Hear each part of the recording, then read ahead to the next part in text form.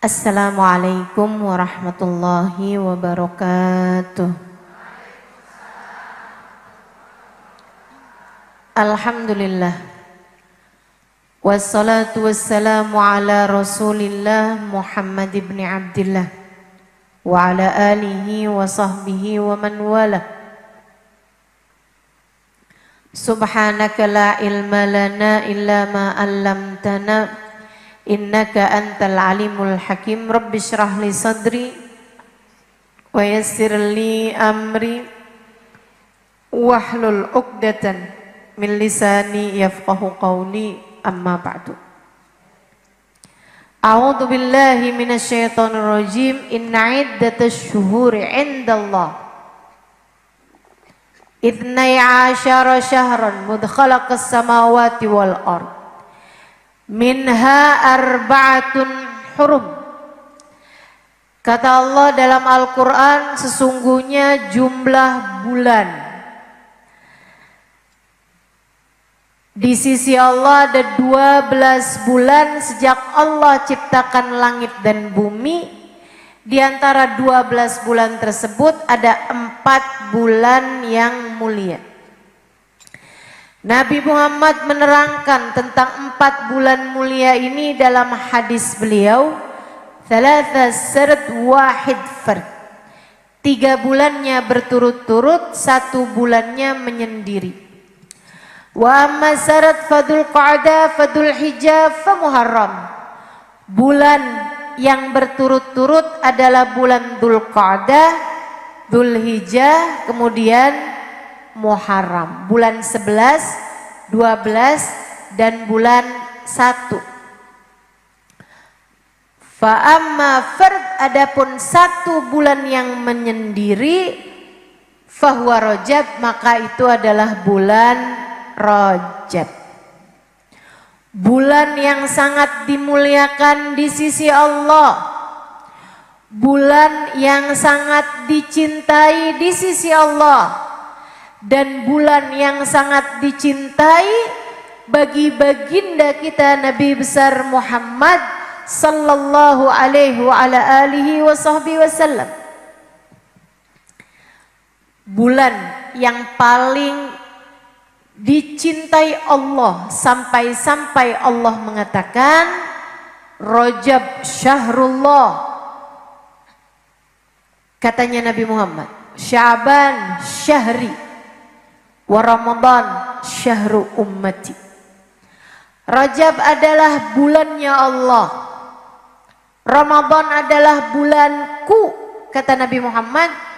Wa Ramadan, Sya'ban adalah bulanku, wa Ramadan syahru ummati, Ramadan adalah bulan untuk umatku. Semua bulan ciptaan Allah, tapi kenapa Rajab secara khusus dikatakan oleh Nabi Muhammad sebagai bulannya Allah? Maksudnya adalah Rajab bulan yang sangat dicintai oleh Allah. Sama kayak kamu misalnya sebagai seorang ibu, kamu punya anak 12. Misal punya anak selusin. Anakmu 12, kemudian ada 1 anak yang paling kamu sayangi, yang paling menyenangkan, yang paling bisa ngambil hati dirimu sebagai ibunya. Kamu suka bilang, nih yang satu nih anak mamah nih, nih anak mamah nih. Emang yang lain bukan anak mama? Anak mama juga. Tapi yang ini karena sangat kamu cinta hingga kamu sebut sebagai anakmu secara khusus. Demikian kurang lebih makna dari sabda Nabi Muhammad, Rajab syahrullah. Rajab adalah bulannya Allah. Semua bulan bulannya Allah kali? Iya, tentu saja. Tapi karena Allah cinta bulan Rajab, Allah secara khusus menyebutnya sebagai bulannya Allah. Rajab. Dulu Rajab ini disebut dalam masyarakat Arab sebagai Rajabil Asam, bulan Rajab yang tuli. Kenapa? Karena kalau datang bulan Rajab semua peperangan terpaksa berhenti. Karenanya disebut Rajab sebagai Rajab yang tuli dari genderang suara perang, dari suara pedang-pedang yang saling bertemu. Suara gemuruh perang tuh berhenti kalau masuk bulan Rajab karena mereka memuliakan bulan Rajab. Nggak boleh perang di bulan-bulan mulia, terutamanya pada bulan Rajab. Saudaraku sekalian yang saya muliakan, kita doakan nih sebagaimana dulu perang-perang berhenti pada bulan Rajab, kita doakan saudara-saudari kita yang ada di Palestina. Mudah-mudahan bersama kedatangan bulan Rajab, Allah Subhanahu wa taala hentikan penjajahan dan peperangan yang sekarang sedang mereka alami. Kita doakan, mudah-mudahan di bulan Rajab Allah karuniakan kedamaian, ketenangan pada saudara-saudari kita yang sekarang sedang berada dalam peperangan, dan selanjutnya lagi tidak akan ada lagi peperangan kepada mereka insya Allah. Amin ya rabbal alamin.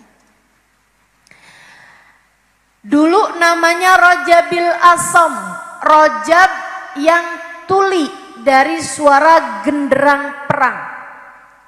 Hingga kemudian di masa Nabi kita Muhammad sallallahu alaihi wasallam, Nabi mengubah nama Rajabil Asam dengan nama Rajabil Asab, bulan Rajab yang tertuang, bulan Rajab yang banyak diturunkan. Diturunkan apa? Diturunkan ampunan dari Allah Subhanahu wa taala, karena Rajab adalah bulan ampunan. Rajab syahrul rahmah, Rajab syahrul maghfirah. Rajab bulan turun rahmatnya Allah, Rajab bulan turun ampunan-ampunan dari Allah Subhanahu wa taala jalla jalaluhu wa ta'ala azamatuh. Maka ini kesempatan buat orang-orang semacam saya, semacam kamu, kita semua yang punya banyak dosa, untuk mendapatkan ampunan demi ampunan yang Allah Subhanahu wa taala turunkan kepada kita sekalian. Jangan sampai Rajab berlalu sementara dosa-dosa kita tetaplah di tempatnya. Jangan sampai Rajab berlalu justru dosa kita semakin bertambah banyaknya. Jangan sampai Rajab terlewat begitu saja sementara kita terhalang dari semua ampunan yang Allah Subhanahu wa taala janjikan diturunkan pada bulan mulia ini. Tak ada arti dari turunnya ampunan jika tidak membuat dosa-dosamu terampuni. Tak ada arti dari yasubbullah maghfiratuhu sabba, dari turunnya tertuangnya hujan ampunan dari Allah Subhanahu wa taala pada bulan Rajab yang seperti ini, jika tidak membuat kita terampuni dosa-dosa kita. Kita sangat perlu ampunan, teman-teman. Tahukah kamu, satu dosa saja yang tidak diampuni Allah cukup untuk jadi alasan Allah menggelincirkan kaki kita di saat lewat jembatan Sirat. Tahukah kamu, satu dosa yang dilakukan Adam alaihissalam, melanggar aturan Allah subhanahu wa ta'ala, wala taqraba hadhihi syajarah fatakuna minadh dhalimin. Adam, Hawa, kamu boleh makan apapun di surga, tapi jangan deket-deket satu pohon ini. Fa'akala minha. Ternyata keduanya memakan buah tersebut. Fabadat lahuma sawatuhuma. Maka Allah subhanahu wa ta'ala kemudian membukakan aurat mereka, menurunkan mereka ke atas muka bumi ini, hanya disebabkan karena satu dosa. Sama halnya dengan iblis. Saudariku sekalian, iblis itu sudah ibadah pada Allah Subhanahu wa taala 70.000 tahun lamanya. Enggak di bumi, enggak di langit. Kana minal jin. Dia itu dulunya salah satu dari bangsa jin pertama yang diciptakan Allah, yang kemudian Allah hancurkan semua jin tersebut yang menghuni bumi ini, illa iblis. Kecuali iblis diselamatkan oleh Allah Subhanahu wa taala, ditaruh di atas langit. Karena ibadahnya yang luar biasa. Imam Ghazali dalam kitab Minhajul Abidin menceritakan, ma min buq'ah min biqa'il ard. Tidak ada satu jengkal tanah di atas muka bumi, wala fis sama, tidak pula di langit, illa waqad sajad iblis fihi sajdah, kecuali sudah pernah dijadikan tempat sujudnya iblis.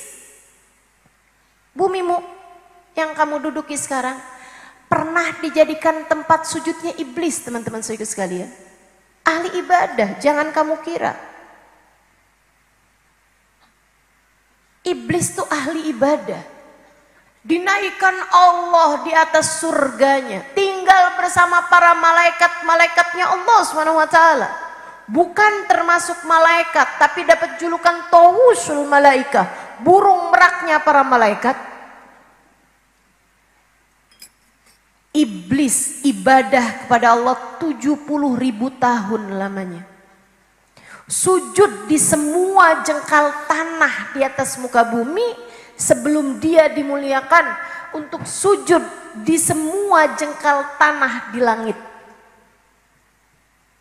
Akan tetapi satu saja dosanya iblis. Wa idh qulna lil malaikati isjudu li Adam fasajadu illa iblis. Ketika kami memerintahkan semua malaikat, sujudlah kalian kepada Adam, semuanya sujud kecuali iblis. Allah tanya iblis, kenapa kamu gak mau sujud? Iblis dengan pongah, dengan sombongnya mengatakan, ana khairun minhu khalaqtani min nar wa khalaqtahu min tin. Aku lebih baik darinya ya Allah, kenapa aku harus sujud kepadanya?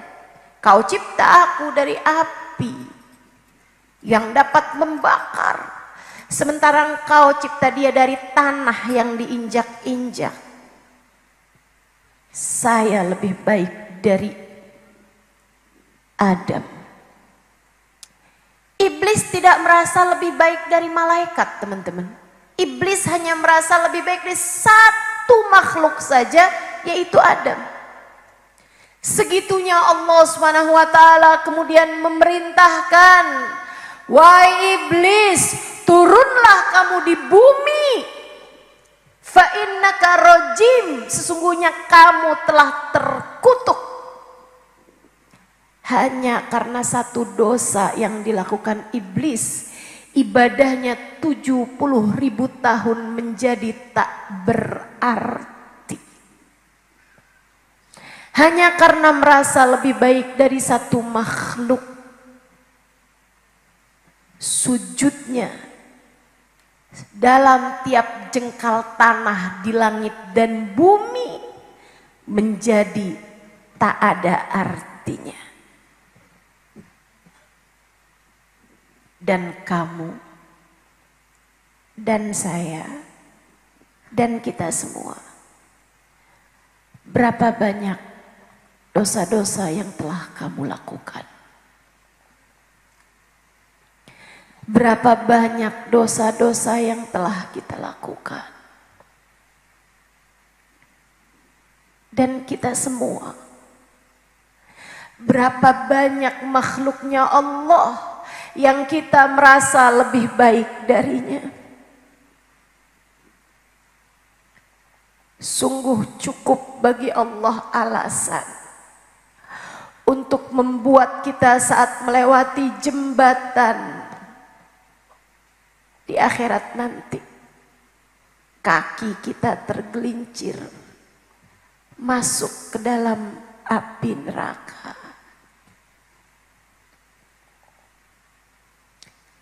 Andai Allah mau memperhitungkan dosa-dosa kita, tak ada siapapun di antara kita yang selamat. Kalau Allah mau menghitung dosa-dosamu, saya rasa kamu tak akan selamat. Kalau Allah mau menghitung dosa-dosaku, aku tak akan pernah selamat.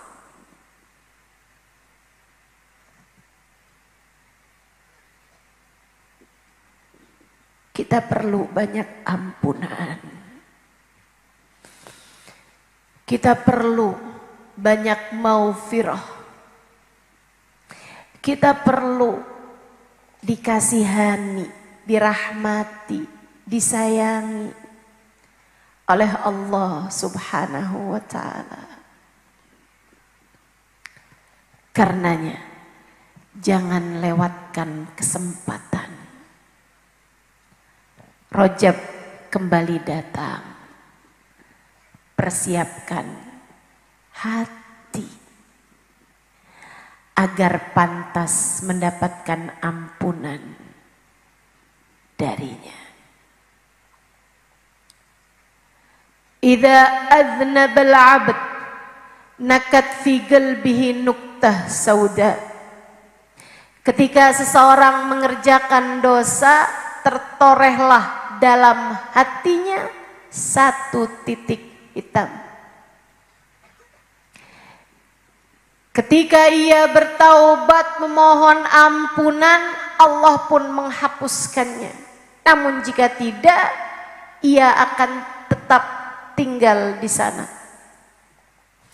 Ketika ia melakukan dosa lagi, dosa lagi, dosa lagi, dosa lagi, maka titik-titik hitam tersebut akan memenuhi ruang hatinya, sehingga hatinya menjadi hitam, sehingga hatinya menjadi gelap. Apa cirinya hati yang gelap? Kalau dapat nasihat nggak ada yang bergerak dalam hatinya. Kalau disebutkan tentang dosa-dosa, dia tidak merasa bahwa dosa-dosanya memang telah begitu banyaknya. Hati kalau keras, disebutkan tentang neraka, disebutkan tentang azab kubur, diceritakan tentang Allah, tak akan bertambah keimanannya, malah justru dia akan melihat orang-orang lain lebih banyak dosanya daripada dirinya. Iya tuh emang orang-orang tuh pada banyak dosanya, suka pada nyakitin saya. Bulan Rajab kayak gini nih pada perlu tuh sama ampunan. Tapi kan mereka nggak pada istighfar, karena kan nggak pada dengerin kajian.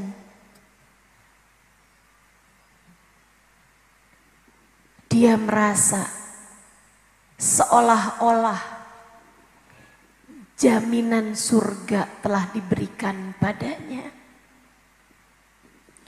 Dia merasa seolah-olah apa yang sudah dilakukannya di atas muka bumi ini menjadikan dia mustahil untuk Allah Subhanahu wa ta'ala murka padanya. Apa bedanya kamu sama iblis? Kalau saya bilang sih malahan iblis masih lebih baik, sebab ibadahnya sudah 70.000 tahun. Sebab sujudnya telah sepanjang itu dan sebanyak itu. Semua tempat sudah menjadi saksi atas ketaatan-ketaatan iblis selama ini. Kamu berapa banyak sujudmu? Kamu seberapa panjang zikir dan tahajudmu? Kamu seberapa banyak firman-firman Allah kamu baca dengan lisan dan hatimu? Betapa sangat perlunya kita sama ampunan Allah. Hati yang hitam sulit untuk bisa mendapatkan hidayah dari Allah. Sampai kalau hati tersebut sudah menjadi berkarat, sudah menjadi berkarat, sudah menjadi berkerak, karena yang hitam sudah menumpuk. Hatinya sudah penuh dengan dosa, masih tertoreh lagi titik-titik hitam yang akhirnya menjadikan hati tersebut menjadi berkerak, menjadi karat. Dalam bahasa Al-Quran Allah menyebutnya dengan nama Ran, kalabal ran ala kulubihim bima kanu yaksibun kalla innahum ar-rabbihim yawma idin lamahjubun. Kalla, kata Allah sekali-kali tidak. Balrana ala qulubihim. Ada karat di dalam hati mereka. Ada kerak dari tumpukan dosa-dosa yang telah mereka lakukan. Kalla innahum ar-rabbihim yawma idin lamahjubun. Orang yang hatinya berkerak, orang yang hatinya berkarat, di hari akhirat nanti akan terhalang dari Allah. Di hari akhirat nanti akan terhalang dari rahmatnya Allah. Di saat kematiannya, orang-orang yang hatinya semacam ini akan mati dalam keadaan su'ul khatimah. Iman tercabut dari dalam hatinya sesaat menjelang ajal menjemputnya.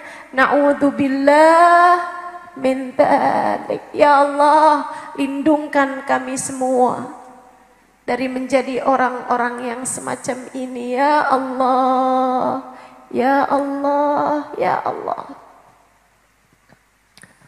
Hujan ampunan sebentar lagi mulai turun. Ia akan turun ke dalam hati-hati kita, akan mulai menghapuskan titik-titik hitam yang selama ini telah memenuhi ruang hati kita.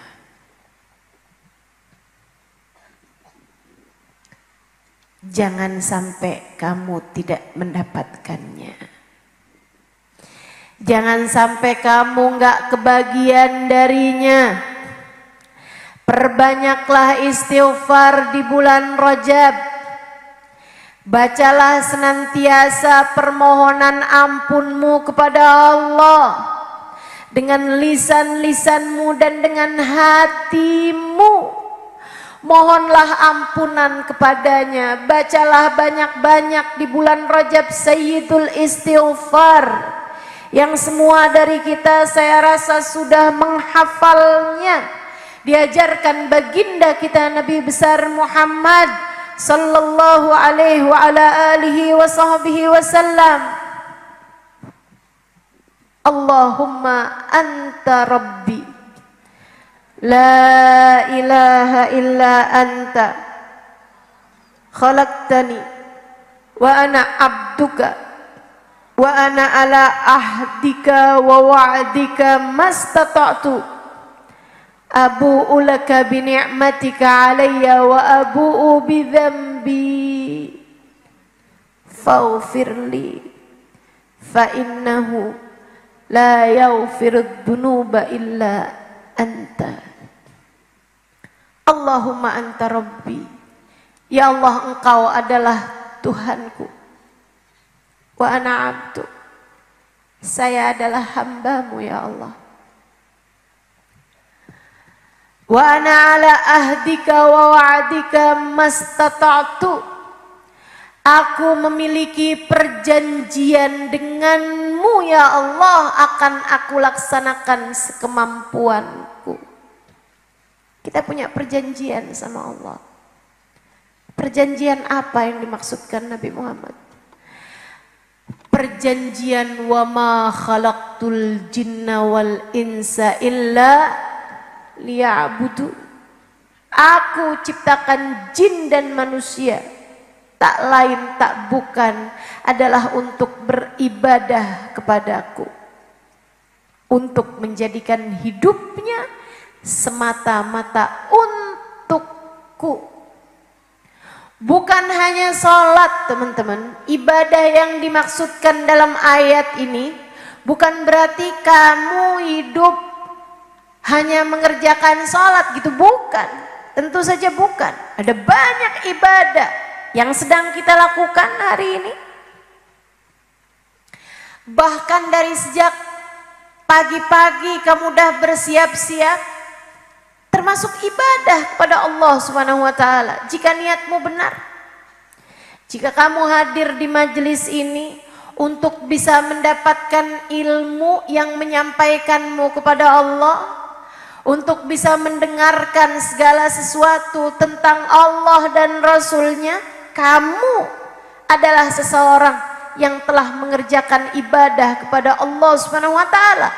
Bahkan sejak kamu mandi, kamu berpakaian, kamu keluar rumah, kamu minta izin suami buat pergi, kamu mulai berjalan, semua yang kamu lakukan, bahkan dari sejak tadi malam ketika kamu mulai berniat besok pagi saya akan datang, bahkan dari sejak ketika kamu mendengarkan pengumuman bahwa akan ada majelis di tempat ini dan kamu sudah berniat saya akan menghadirinya, kamu sudah tertulis sedang mengerjakan taat dan beribadah kepada Allah. Saudariku sekalian yang saya muliakan, bahkan ketika kamu sedang mempersiapkan untuk suamimu, ini sarapannya ya, semuanya sudah tertulis ibadah kepada Allah Subhanahu wa taala. Demikian pula ketika kamu berniat bahwa selama bulan Rajab saya akan memperbanyak istighfar kepada Allah. Dari niatmu ini Allah menghitungmu beribadah kepada Allah Subhanahu wa taala. Saudariku sekalian yang saya muliakan, semua yang kamu lakukan, jika kamu niatkan hidupmu buat Allah, semua yang kamu lakukan bernilai ibadah di sisinya. Wa ana ala ahdika wa wa'dika mastata'tu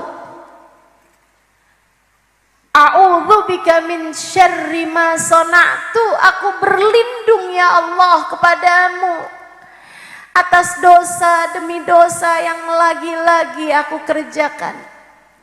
Abu'u laka bi ni'matika alayya. Ya Allah, Engkau datang kepadaku dengan nikmat-nikmat darimu yang tak ada habisnya, yang tak mampu aku hitung. Sedari tadi pagi ini kamu bangun dalam keadaan sehat, kamu bisa mandi, kamu bisa sholat subuh, kamu bisa begitu banyak nikmat yang telah Allah Subhanahu wa taala berikan kepadamu. Kamu bisa sarapan, kamu bisa minum teh, minum kopi. Saudariku sekalian yang saya muliakan, gak ada semuanya kecuali dari Allah Subhanahu wa taala. Andai tadi pagi bangun tidur Allah jadikan kakimu tak bisa bergerak dari atas tempat tidurmu, bagaimana mungkin kamu pagi hari ini sampai di tempat ini? Andai tadi pagi Allah Subhanahu wa taala membuat perutmu sakit, kamu mungkin tidak akan sampai di tempat ini. Dari Allah Subhanahu wa taala semuanya. Abu'u laka bi ni'matika alayya. Engkau selalu datang padaku ya Allah dengan berjuta-juta kenikmatan yang tak pernah mampu aku hitung. Usus-usus yang dibiarkan bekerja sebagaimana mestinya, saraf-saraf dalam tubuhmu yang Allah biarkan tetap bekerja, sel-sel dalam tubuhmu, aliran darah yang Allah biarkan mengalir, dan hati yang Allah tetap biarkan beriman, adalah nikmat demi nikmat yang tak pernah mampu kita hitung, apalagi kita syukuri. Abu'u laka bi ni'matika alayya. Kau ya Allah senantiasa datang padaku dengan kenikmatan-kenikmatan darimu. Wa abu'u bidzambi. Maafkan aku ya Allah. Aku selalu kembali kepadamu dengan dosa demi dosa. Kau berikan padaku kenikmatan mata, tapi aku gunakan mataku untuk hal-hal yang kau larang. Faghfirli, ampunilah aku ya Allah. Kau berikan padaku pendengaran telinga. Begitu rumit, tapi engkau tetap membiarkanku tetap bisa mendengar. Padahal entah berapa dosa yang telah dikerjakan telingaku selama ini. Kau berikan aku lisan. Daging sekecil ini tak bertulang. Dengannya aku bisa mengucapkan apapun saja yang aku mau.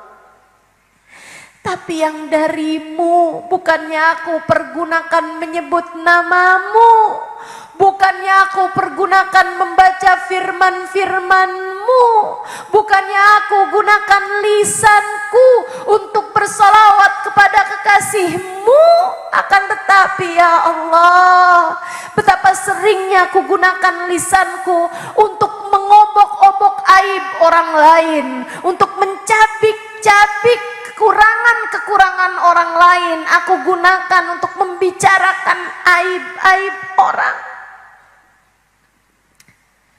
Betapa banyak lisan-lisanku ini ya Allah. Berkata hal yang buruk pada suami, marah-marah kepada anak, ngomel-ngomel, nyakitin hati suami, nyakitin hati orang-orang. Abu'u laka bi ni'matika alayya.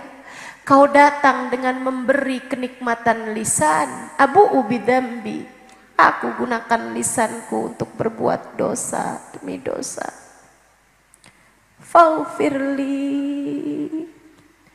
Ampunilah aku ya Allah. Fa innahu la yaghfiru dzunuba illa anta.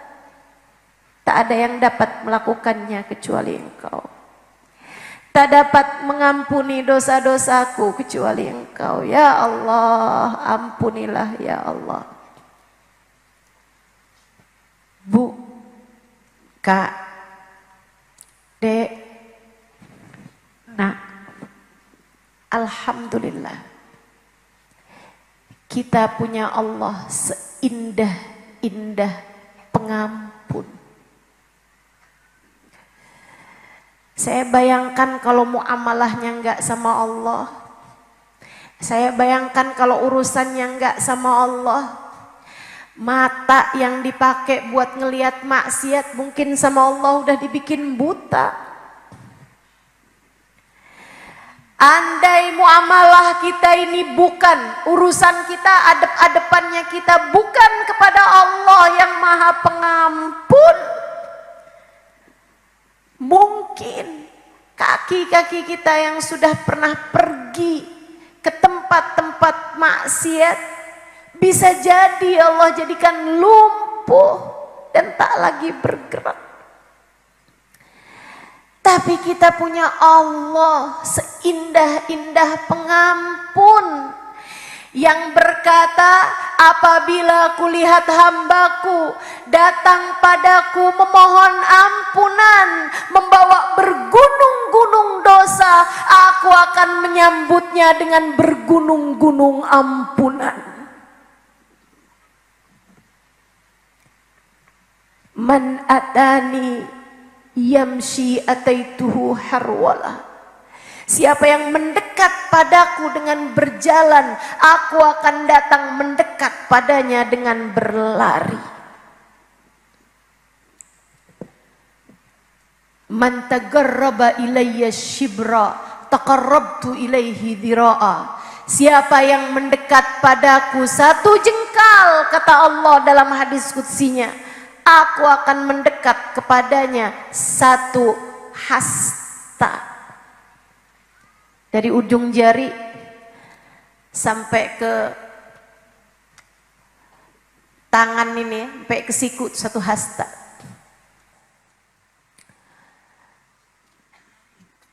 Kata Allah, man tagarraba ilayya dhira'a. Siapa yang mendekat kepadaku satu hasta, aku akan mendekat kepadanya ba'a, satu depa. Dari ujung jari sampai ke ujung jari yang lainnya, satu depa. Siapa yang mendekat padaku dengan berjalan, aku akan mendekat padanya dengan berlari.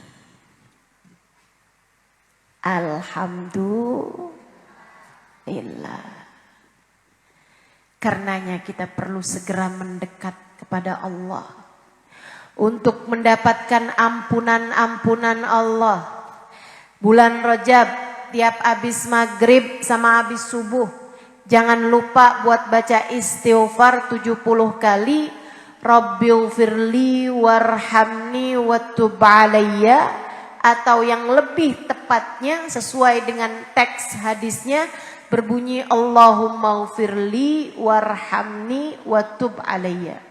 Sebaiknya laksanakan begitu selesai salam dari sholat subuh ataupun maghrib, sebelum membaca dzikir-dzikiran yang biasanya.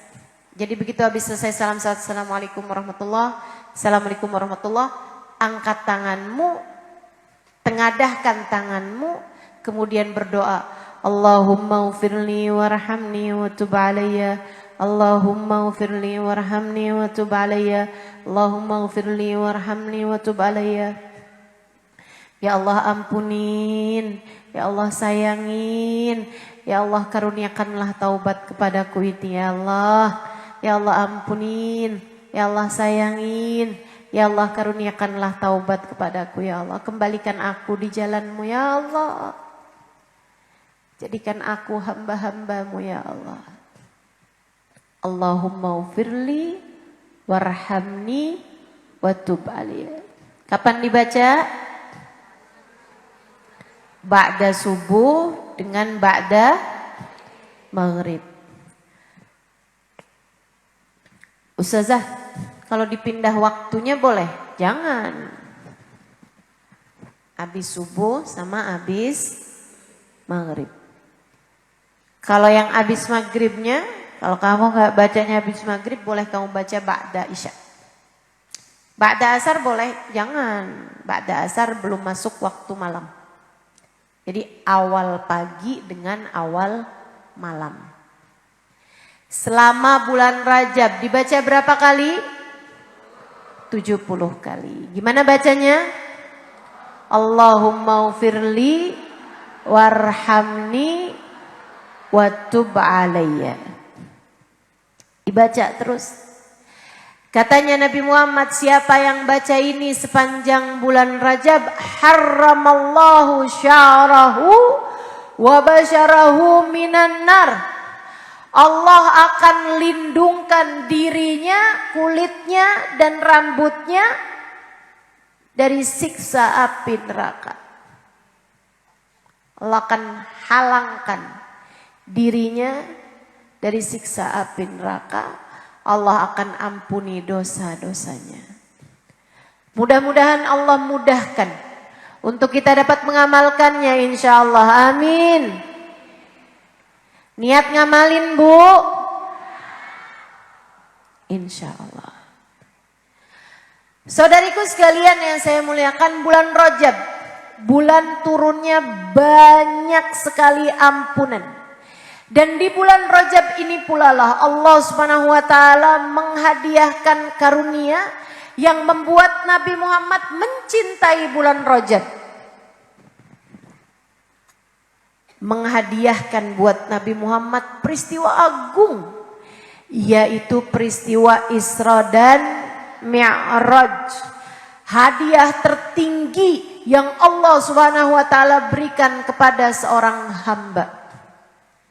Diangkat, dinaikkan, menembus dari perjalanan bumi dari Mekah ke Masjidil Aqsa, kemudian dari Masjidil Aqsa dibawa naik terus menembus langit demi langit, langit demi langit hingga Sidratul Muntaha wa kana qaba qausaini au adna.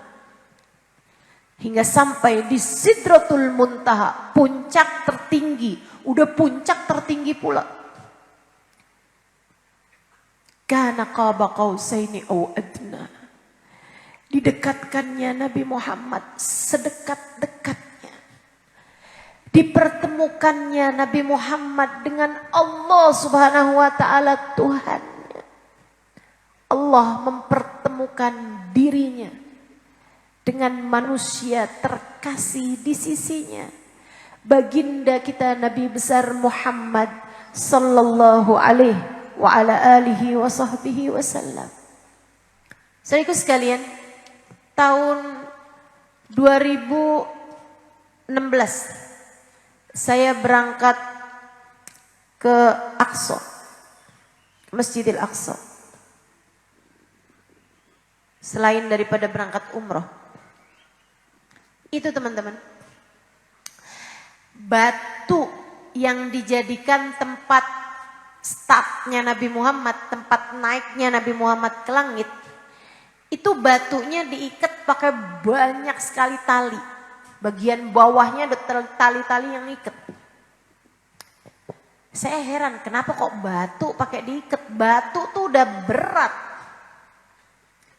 Batu tuh kalau kita mau taruh di tanah nggak usah pakai diikat. Kalau ditaruh di atas baru diikat. Kan begitu? Biar nggak jatuh ke tanah. Nah kalau udah di tanah ngapain diikat?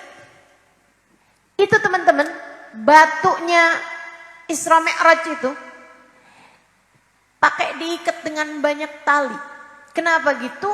Karena dia itu waktu Nabi Muhammad naik kepengen ikutan naik juga. Oke, sampai sekarang tuh ada iketan-iketannya tuh batunya. Saudaraku sekalian yang saya muliakan, malam terakhir saya di Kudus, di Yerusalem, di Baitul Maqdis.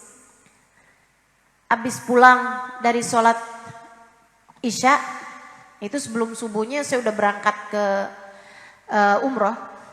Saya lewatin masjid yang ada batu besarnya itu ya, batu Mi'rajnya Nabi. Tapi waktu itu masjidnya tuh udah mulai mau dikunci, udah lagi dikunci-kunciin gitu sama marbotnya. Saya dengan beberapa teman kepengen sholat witir di situ gitu. Sebagai malam terakhir saya, dan saya nggak tahu apakah nantinya kapan lagi bisa pergi ke Aqsa lagi. Karena memang negeri itu kan banyak sekali kejadian-kejadian yang tidak terduga ya, seperti saat sekarang. Mudah-mudahan Allah segera karuniakan kedamaian buat orang Palestina insyaallah. Jadi saya samperin tuh marbotnya yang lagi ngunciin masjid. Saya bilang khalina nadkhul wa nusallil witr. Boleh nggak nih kita masuk? Izinin dong kita masuk, kita mau sholat witir gitu. Bukrah banu safirul umrah. Besok sebelum subuh kita udah berangkat ke umroh gitu. Terus dia bilang, oke boleh tapi jangan lama-lama gitu. Saya ngerti lah, mungkin dia mau cepet-cepetan tutup masjid kan, dia mau makan malam, dia mau pulang, dia ngantuk, kita nggak tahu kan. Jadi saya bilang baik, kita akan cepet-cepetan. Saya masuk sholat witir bersama dengan teman-teman saya juga. Kita berpencar-pencar gitu kan. Habis selesai saya sholat, saya disamperin sama yang tadi marbot itu. Saya pikir oh nih mesti disuruh cepetan pulang nih. Terus dia nanya, Araftil Arabiyah? Dia bilang kamu ngerti bahasa Arab? Saya bilang bolehlah dibandingin orang Kerawang.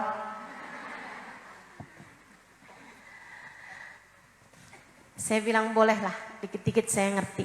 Dia bilang ta'al ba'urwik. Dia bilang sini deh, saya mau tunjukin kamu sesuatu. Saya ajakin semua teman-teman saya tuh. Dia bilang ayo ikut-ikut. Saya nggak tahu nih dia mau ngapain kan. Dia ngajak saya ke batu yang besar itu tadi yang jadi pijakannya Nabi ketika Mi'raj. Di situ ada satu lubang. Dia bilang, adkhili yadik, masukin tangan kamu ke dalam situ. Saya curiga ya kan. Ada ular gimana di dalam? Tapi saya liatin dia kayaknya nggak mau nipu gitu. Jadi saya masukin juga tuh tangan saya. Habis itu dia bilang syammi yadik. Kamu pegang batu di situ, dia bilang, tapi memang karena kecil lubangnya kan udah pasti tuh kepegang. Dia bilang syammi yadik, cium tangan kamu. Saya cium tangan saya, wangi banget. Enak banget. Saya jadi mikir, oh dia tukang jual minyak wangi. Dia mau promo. Saya tanya, wangi, saya bilang, bisa saya dapat di mana nih minyak wanginya? Terus dia bilang nggak tahu saya. Oh berarti dia nggak jualan minyak wangi nih. Saya bilang ini minyak apa nih? Dia bilang lagi nggak tahu saya. Dari sejak kami kecil, kami suka masukin tangan kami ke situ karena dia wangi. Tanpa pernah ada yang taruhin minyak wangi. Bahkan orang-orang tua kami semuanya bercerita bahwa tempat itu, lubang itu wangi dari mereka kecil. Jadi emang dari dulunya udah wangi gitu. Dia bilang kabarnya lubang ini jadi wangi karena dulu beberapa helai jenggotnya Nabi Muhammad jatuh ke lubang tersebut. Membuat dia sampai sekarang berbau wangi. Itu Nabi tuh. Jenggotnya doang teman-teman. Jatuh ke lubang. Lubangnya jadi wangi. 1400 tahun. Kebayang kayak apa wanginya Nabi Muhammad. Pantas aja. Sahabat tuh cerita, kami kalau lagi bicara sama Nabi Muhammad, lagi ngobrol nih barengan sama Nabi, ka'annal miska yakhruju min fi, kayak bau wangi kasturi, bau wangi misik berkeluaran dari mulut beliau itu. Wangi banget. Idza jalasa fi majlisin baqiyatibuhu fihi ayyaman wa in taghayyab. Nabi kalau duduk di suatu tempat Aroma wanginya keciuman berhari-hari. Meskipun Nabi sudah tidak ada lagi di tempat tersebut. Jadi orang tuh kalau Nabi habis bertamu 4-5 hari kemudian ada orang bertamu lagi di situ. Wangi banget nih tempat. Ruang tamumu kok wangi banget sih? Iya, Nabi habis dari sini. Oh, tadi pagi, bukan 4 hari yang lalu. Baginda kita Nabi besar Muhammad. Idza marra bi tariqin urifa min tibihi annahu qad marra fi. Para sahabat nih yang cerita. Nabi kalau habis jalan di sebuah jalanan, kami tahu Nabi habis lewat di mana dari aroma jalan tersebut. Jadi kalau ada sahabat pengen ikut rombongan Nabi Muhammad tapi nggak tahu Nabi tadi lewat jalan yang mana, tinggal ngendus saja. Oh nggak habis lewat sini nih nggak ada baunya Nabi. Cari lagi jalan yang ini dia nih Nabi Muhammad. Ini dia nih baunya Nabi Muhammad, wangi gitu. Sallallahu alaihi wa ala alihi wasallam.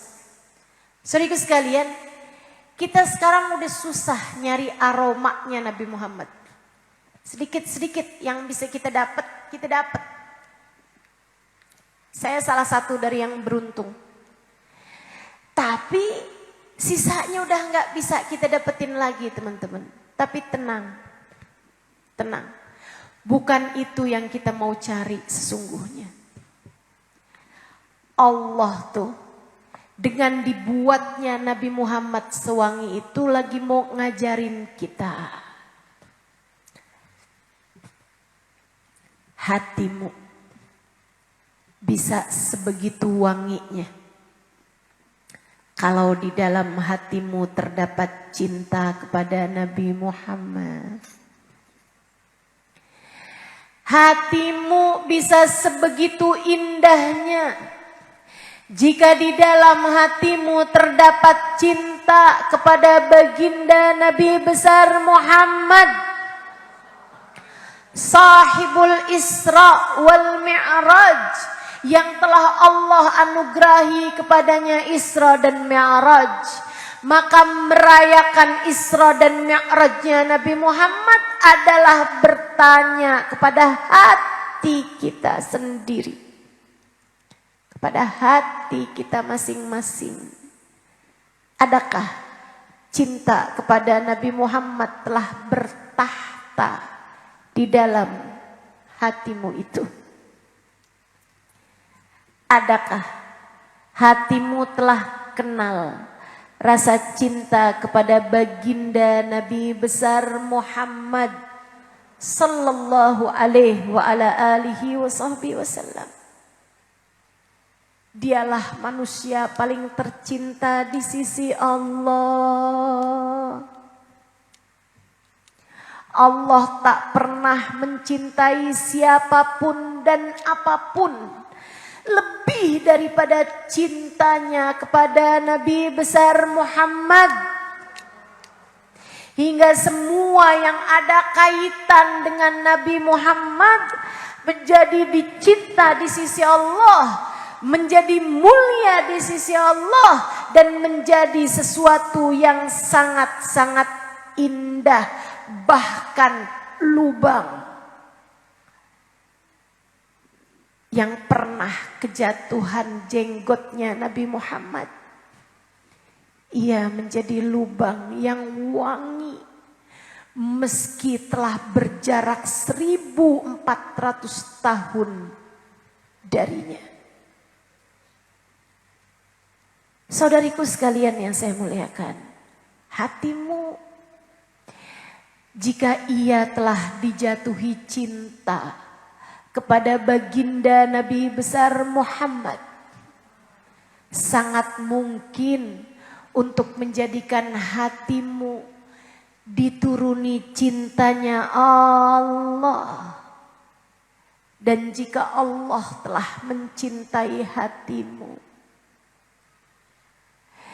jika Allah telah mencintai batu, lobang aja bisa bertahan 1400 tahun dan akan terus bertahan entah sampai kapan. Bayangkan jika hatimu telah dicintai oleh Allah. Bu, kalau hatimu telah dicintai oleh Allah, Allah akan bersihkan hatimu dari noda-noda hitam, bahkan dari kerak ataupun karat yang telah ada dalam hatimu itu. Jika hatimu dicinta oleh Allah, Allah akan hiaskan hatimu dengan keindahan demi keindahan sifat dan perilaku. Kamu akan dikaruniai tawabu, kamu akan dikaruniai syukur, kamu akan dikaruniai sabar, kamu akan dikaruniai iman, kamu akan dikaruniai yakin, kamu akan dikaruniai cinta, kamu akan dikaruniai kasih sayang, kamu akan dikaruniai takwa, khauf, roja, qanaah. Ada begitu banyak hal-hal indah yang Allah dapat karuniakan dalam hatimu itu. Dan yang terbesarnya, kalau Allah telah mencintai hati kita, yuthabbitullahu alladhina amanu bilqawli tsabit fi hayatid dunya wal akhirah. Allah lah satu yang menetapkan hati hamba-hambanya dengan kalimat syahadat di dunia maupun di akhirat, saat hidup maupun saat kematiannya datang. Orang-orang yang hatinya telah dicinta oleh Allah dengan mudah saat sakaratul mautnya tiba berucap kalimat la ilaha illallah.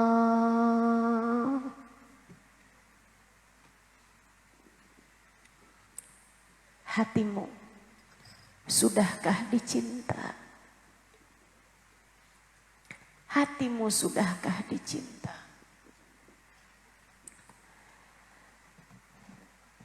Sebab kalau hatimu dicinta, sakaratul mautmu akan ringan. Sakaratul mautmu akan husnul khatimah. Sakaratmu akan mudah berucap kalimat syahadat.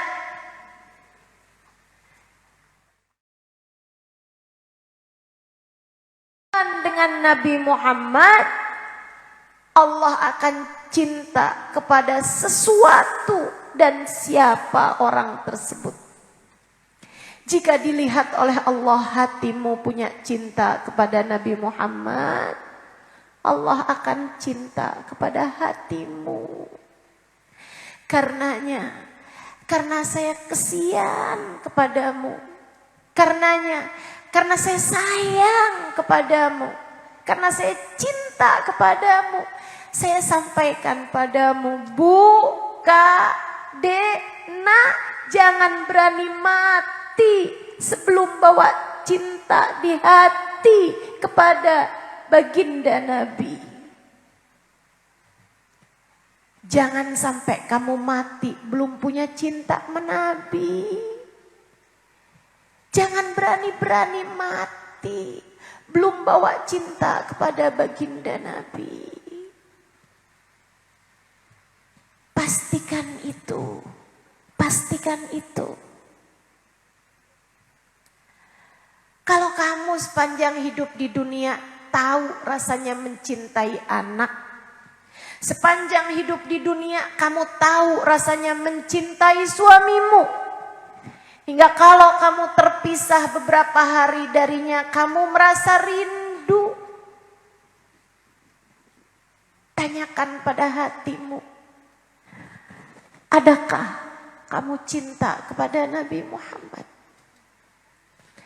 Cinta bukan urusan kata-kata, Bu. Cinta bukan sekedar ucapan, Dek. Kamu bisa aja bilang aku cinta Nabi Muhammad, tapi urusannya bukan sekedar kata-kata yang keluar dari lisanmu itu. Cinta adalah urusan hati. Cinta adalah urusan hati. Tanyakan pada hatimu, adakah hatimu mencintai baginda Nabi? Seberapa inginmu berjumpa dengannya? Seberapa inginmu memandang indah wajahnya? Ataukah kamu lebih ingin punya mobil yang bagus, punya rumah yang megah, punya anak-anak yang berprestasi? Sebab Nabi ketika bercerita tentang para pecintanya, dalam sebuah hadis Nabi Muhammad menyampaikan, oh syauqan ala ahbabi, duh rindunya hati ini kepada para pecinta-pecintaku. Wahai Rasul, innama nahan ahbabuk, kamilah para pecinta-pecintamu wahai Rasul. Antum ashabi, kata Nabi, kalian sahabat-sahabatku, kita selalu saja bertemu. Lantas siapa pecinta yang engkau rindukan itu wahai Rasulullah? Mereka adalah umatku.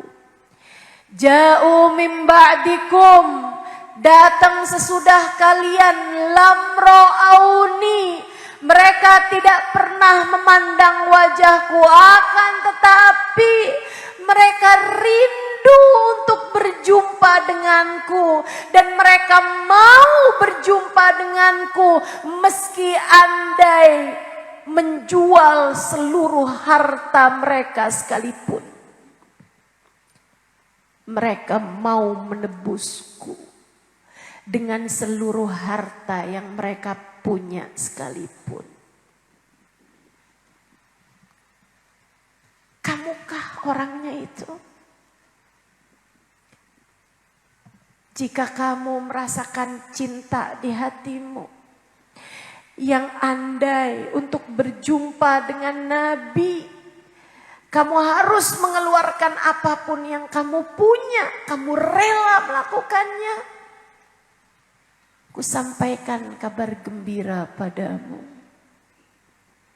Nabi mencintaimu lebih daripada cintamu padanya. Nabi berkata sesudahnya, aku akan menantikan mereka di depan telagaku. Merayakan Isra dan Mi'raj adalah bertanya-tanya, sudah seberapa banyak porsi Nabi dalam hati kita? Merayakan Isra dan Mi'raj adalah terus-terusan menintrospeksi diri. Sudah berapa banyak tangga kita naiki mendekatkan kita kepada baginda Nabi Muhammad sallallahu alaihi wasallam. Semoga kita tidak mati kecuali setelah cinta di dalam hati kita besar kepada baginda Nabi Muhammad sallallahu alaihi wasallam. Sebuah cinta yang cukup untuk mempertemukan kita dengan Nabi Muhammad. Sebuah cinta yang pantas untuk kita bawa berjumpa dengan baginda Nabi besar Muhammad. Bu, Kak, Dek, Nak, harta dunia ini Kalau untuk sekedar makanmu, untuk sekedar hidupmu pasti akan cukup. Allah tak akan pernah membiarkanmu kelaparan. Percaya saya. Rezekimu itu sudah diatur dari langit. Kata Allah, rizqukum fis sama'i wa ma tu'adun. Rezeki kalian sudah selesai aku atur dari langit. Dan apapun yang sudah dijanjikan sudah selesai diatur dari langit. Yang belum dijanjikan adalah keadaanmu di akhirat nanti. Yang belum dijanjikan, apakah matamu kelak dapat memandang wajah Nabi Muhammad? Yang belum dijanjikan, apakah kelak kamu masuk dalam alam kubur? Kuburmu menjadi taman surga ataukah menjadi lubang-lubang api neraka?